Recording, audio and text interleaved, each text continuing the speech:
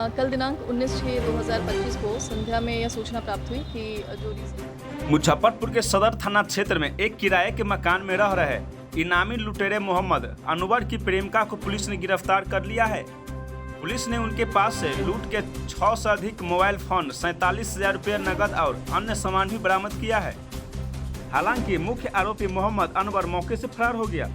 Police के मुताबिक मोहम्मद अनवर पर हाल ही में जिले में कई लूट की घटनाओं में शामिल होने का आरोप है। उस पर हाल ही में 25,000 रुपये का इनाम घोषित किया गया था।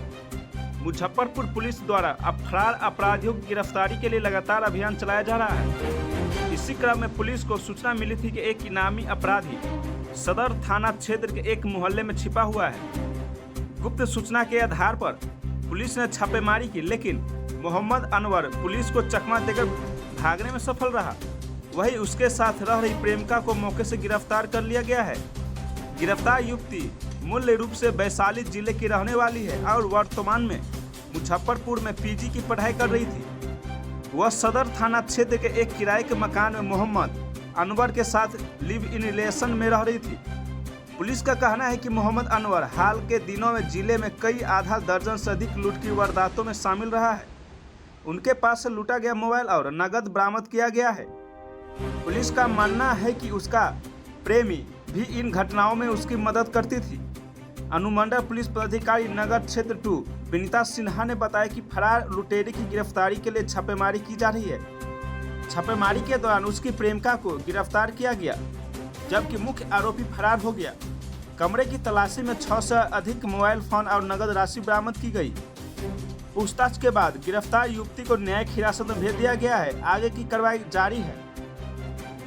कल दिनांक 19/6/2025 को संध्या में यह सूचना प्राप्त हुई कि जो रिसेंट में अभी बाइक पर सवार 3 अपराधकर्मी जो दिखते हैं कि लूट कर रहे काफ़ी सारे थाना क्षेत्र में, उनके द्वारा सदर थाना क्षेत्र के अंतर्गत कोई आपराधिक घटना को अंजाम देने की साजिश की जा रही थी। सूचना प्राप्त होते ही एक विशेष टीम का गठन करते हुए अविलंब छापामारी की गई और जो किराए का मकान बताया गया था, जो कि किराए के मकान को घेराबंदी करते हुए सर गणेश दत्त नगर में उस मकान को घेराबंदी करके वहाँ पर सर्च किया गया, जिसमें अपराधी वहाँ से फरार हो गए थे। लेकिन जो उस किराए का मकान है उसमें उनकी एक महिला सहयोगी थी जिनका नाम दीपाली यादव है, वो वहाँ उनको गिरफ्तार किया गया और उस जगह से, उस कमरे से 8 मोबाइल फ़ोन, 43,381 रुपीज़ कैश और एक डब्बे में बहुत सारे सिक्के और एक अपाची मोटरसाइकिल की चाबी, इन सभी को वहाँ से जब्त किया गया है विधिवत तरीके से। और जो महिला सहयोगी, महिला अभियुक्त हैं, उनका जब स्वीकारोक्ति बयान लिया गया तो उसमें उन्होंने इस चीज़ को कन्फेस किया है कि जो किराए का मकान है वो जितनी भी लूट की घटनाएं इधर रिसेंट में हो रही हैं, उसके बाद लूट के पैसे और सामान को लाकर वहाँ पर रखा जा रहा था और वहाँ पे ही बैठ के योजना भी उसकी बनाई जाती थी, जिसमें मोहम्मद अनवर उर्फ मिट्ठू, उसके अलावा अरविंद सहनी, मंजीत और उसके अन्य सहयोगी जैसे कुणाल, मन्नान, ये लोग भी वहाँ पे आते थे और इसी कमरे में सामान को रखा जाता था। तो अभी उनको अरेस्ट करके न्यायिक हिरासत में भेजा जा चुका है और इसमें और भी लोगों की तलाशी और छापामारी अभी की जा रही है और इनको हम जल्द ही गिरफ्तार भी करेंगे।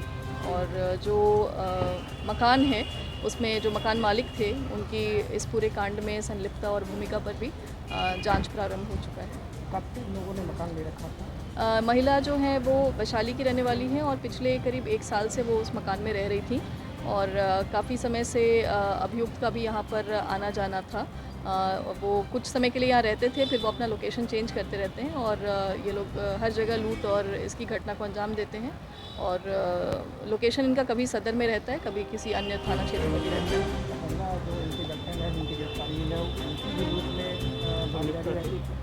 जी बिल्कुल, उनका वो वहाँ पर सामान उनके रूम से बरामद किया गया है और महिला बता भी रही हैं कि उस जो ये लोग योजना बनाते थे उसमें उसका भी हिस्सा महिला रहती थी और ये क्रिमिनल कॉन्स्पिरेसी की बिल्कुल भागीदार हैं और इसमें जो मकान किराए का है उसकी भी भूमिका, उस मकान मालिक की भी भूमिका पर हम लोग जांच कर रहे हैं।